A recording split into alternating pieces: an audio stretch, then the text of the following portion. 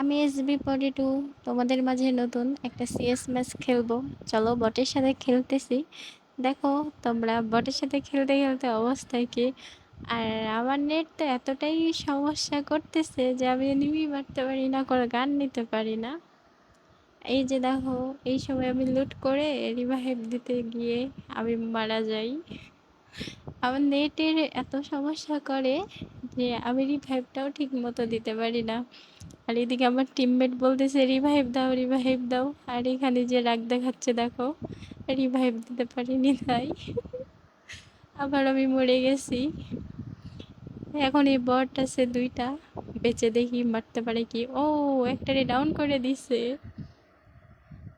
দেখি আর একটা আছে, দুইজন মিলে মারতে পারে কিনা ওনাকে।